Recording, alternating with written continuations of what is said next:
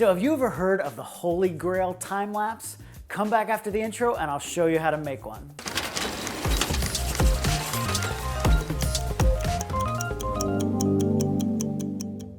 If you've ever shot a time lapse, you know that it's important to set everything manually, like focus and exposure.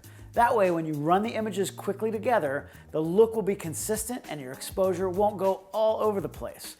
Well, that works great when the light in your image isn't changing at all, but I'm sure you've seen those time lapses that start in the daytime and end at night, or maybe the other way around. If you lock your exposure on manual, then your pictures will start out okay, but then they'll get so dark that you can't see anything at all. So what's a photographer got to do to make this happen? Listen, the key is to slowly change your exposure throughout the shoot, and there are two main ways to do that. The first is to use Aperture Priority. This locks in your aperture and allows the camera to select the shutter speed automatically for each frame as it shoots. Sounds perfect, right? What could possibly go wrong? Well, the catch is that the camera's meter can get fooled on any given frame. Let's say there are clouds moving. The overall exposure could just change slightly when they're casting shadows versus when there are no clouds in the sky. So the exposure could jump around and the final time lapse won't be as smooth as you'd like. The other method is to shoot on manual exposure and then slowly change your settings throughout the shoot.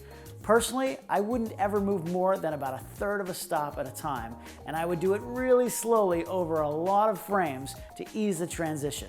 This might be okay if you're shooting for 30 minutes or so, but would be a nightmare if you're shooting for hours and hours. Make sure you bring a book to kill the time. Whichever method you use, the sudden changes in exposure are going to be noticeable. That's called flicker, and it's not a good thing. So you should use software like LR Timelapse, TLDF, or others to smooth out your video and get rid of that flicker. By the way, since I'm shooting indoors today to make this time lapse, I'm using a thing called a lens skirt to block out any potential reflections from the glass. I'm also attached to the Syrup Genie Mini motion control device to just get a little movement in my final video. It makes things a little bit more interesting than a long static shot. So if you're just starting out, stick with Aperture Priority. It's super simple and it'll get you pretty close to a great final result. Use deflicker software in post and you can create the Holy Grail time lapse pretty easily.